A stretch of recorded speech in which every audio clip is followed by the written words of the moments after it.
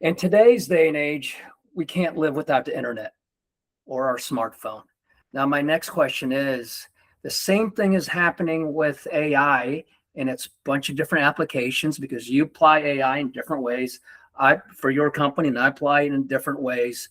But it's going to come down here in the real near future that you're not going to be able to function without it, just like the internet. Do you Well, agree? but I think it's a little different than that. I think the fact is that it's not a matter of being able to function without it. You're not even going to know when you're functioning with it. I think Yeah. that's more accurate as to what to say. Like we bought all of our domain names. We bought with the AI.com. So, business toolkit AI.com and Yeah. businesstoolkit.com or something similar. And we wrote all of our logos from the beginning to include AI and to Yeah. exclude AI, knowing that as we're already almost getting to the point where AI is ubiquitous, saying AI over and over and over is actually starting to hurt the ability to talk to the customer.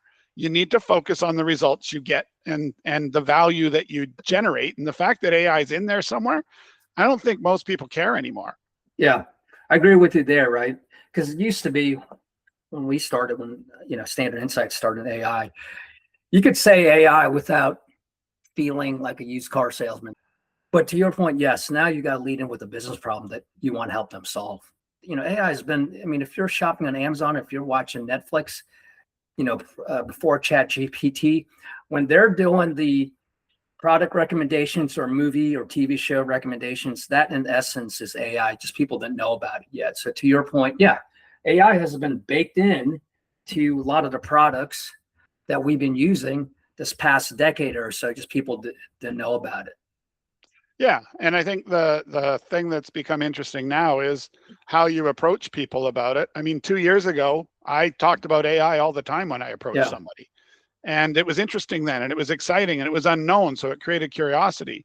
Now I've refrained from saying anything about AI. I go Yeah. directly into the conversation. Well, I mean, I do tend to start a lot of my conversation with, hey, do you still use Google? And when Yeah. people say, yeah, I'm like, wow, you should stop that, because did you know that you can actually use AI to do your searching and it's way better? Yeah. And it gives you all of the places that got information from, and it's not about some guy playing an SEO trick to get him at the top. I mean, Google to me is not functional anymore. You can't figure out what's organic and what's paid for anymore. Yeah. Funny you say that. So on the flight back to the mainland, went from Kauai to Las Vegas to Atlanta. And on the flight back from Las Vegas to Atlanta, we're sitting next to a gentleman, lives in Atlanta. So he was returning to Atlanta from Las Vegas to a trade show. Obviously, next question is, what do you do for a living? So, well, I just came back from Hawaii. I gave a talk to a bunch of retail execs. Like, okay, what do you do? And I hesitated. I said, well, I own an AI software company. And I caught myself. I said, well, it's predictive analytics, right? I almost had to kind of remove Yeah. the AI piece to it because the guy, I could see him start rolling his eyes. I said, Yeah. well, to tell the truth, I've been at this since 2018. It's come to the point where I don't even like mentioning that I've got a, AI company because it's just like makes you feel like a used car salesman. So to your point, yeah, you got to lead in with what problems you want to help that Yeah, business so I solve. start with Google, and then Yeah. I literally go from there saying, hey, I'm just curious about your company, right? Yeah. Where do you currently, have pain points? Pain points like customer dissatisfaction that you're not intentionally doing, Right. employee dissatisfaction that you're not intentionally doing, Right. right? Places where you've got that person doing a manual task that is boring and awful Yeah. because it used to be a $25,000 piece of software to allow it to be automated. Yeah. Where are those pain and friction points within your company? Yeah. And invariably they come up with 2 or 3 things. Oh my God, our quotation process takes us an hour and a half. Did you know you could make a tool for that nowadays? Probably less than $2,500 that would automate your whole quotation thing, connect to your CRM, do this, do that. It's a crazy world. Don't say AI at all. I focus on problem. I focus on solution. I make a friend. Yeah. And yeah, nowadays you really can't lead off with AI, case in point. So it happened to be that Var I met in Hawaii, he lives in Atlanta, took me out to lunch. when we got back, and we're just sitting there having lunch, having a beer, ladies ringing up the tab on where the point of sale, the point of sale. And so now I started leading off the discussion around inventory and the challenges around inventory and the costs that are associated with missteps with inventory, and got things going that way. Just get patient, right? Well, what about fraud? No different than any other Yeah, salesperson. yeah. When a merchant service person goes in and they don't have dual pricing, of course they guide the conversation towards dual pricing. Yeah. This is how sales work. So it's about creating that relationship and the friendship, and not the thing that turns someone off, right? It's not about being in the same pattern as everyone else. Walk up to the door with merchant service and say, hey, I'm here to see if you might want dual pricing. The door gets slammed shut.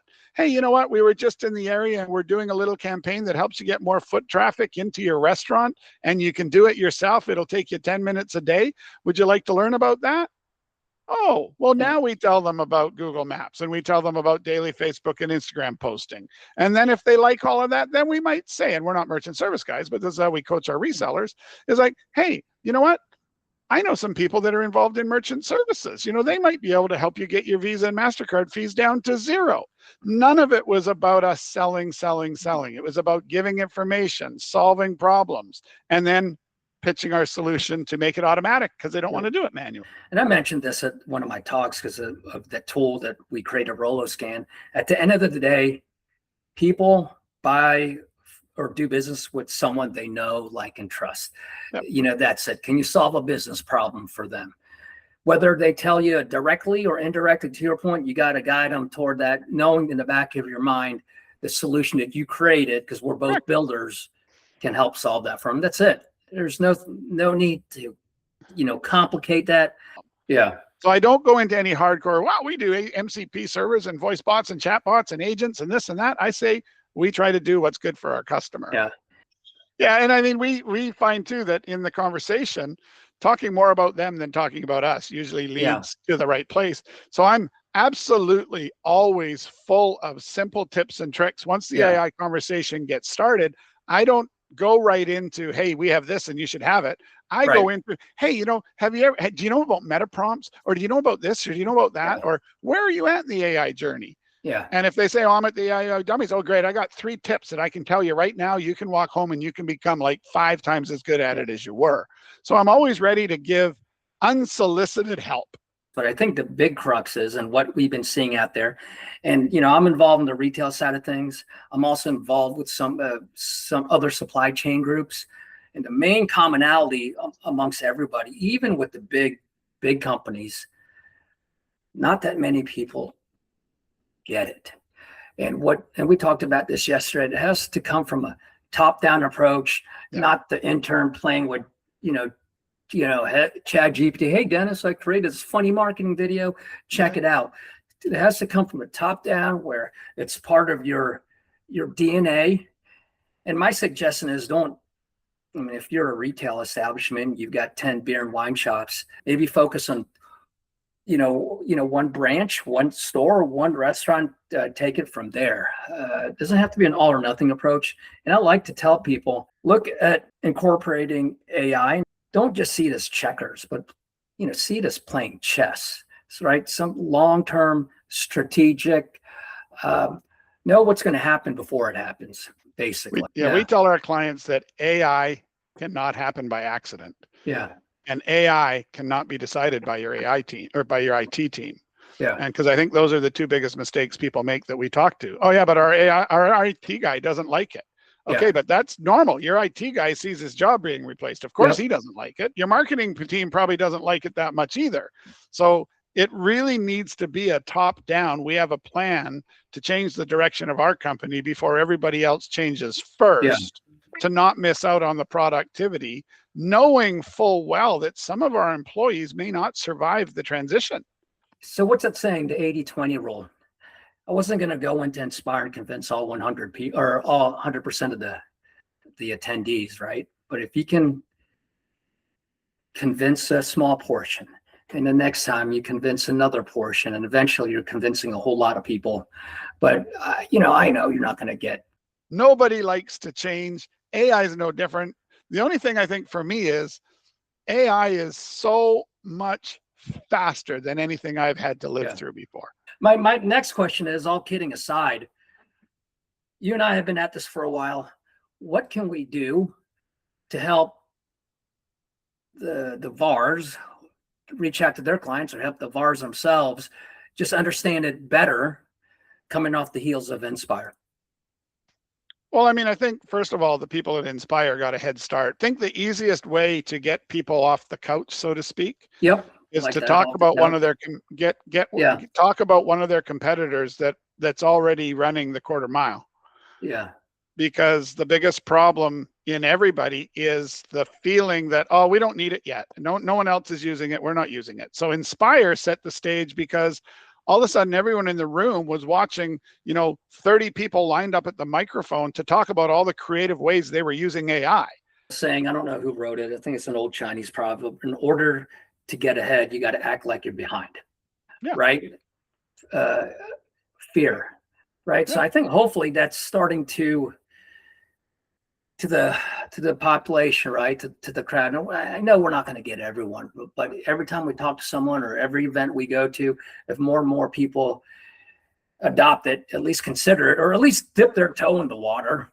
So we'll get them all by all of us having tools and things that they can sell to their end clients that happen to have AI in them that do better than anything else on the market. Who cares that it's AI? Nobody. Well, actually, no, that's the problem. You and I care that our stuff's AI, but the end customer doesn't really. Unless I get approached, like, hey, what's the legal name? I said, well, it's Roloscan AI. But other than that, it's Roloscan, right? So, So it's not about AI. It's about solving that, the business problem and the technology around it, which is AI. You get the conversation started. And if you need to start the conversation directly about AI, start by asking them, hey, are you guys using that AI stuff? Like, what are you doing with it? I'm just curious. Like, start by asking them a question, finding out where they are. Yeah. And then if they're super low level, give them 2 or 3 tips that'll change their world with ChatGPT the minute they get home.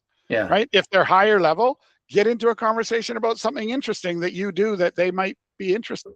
Got to get on board.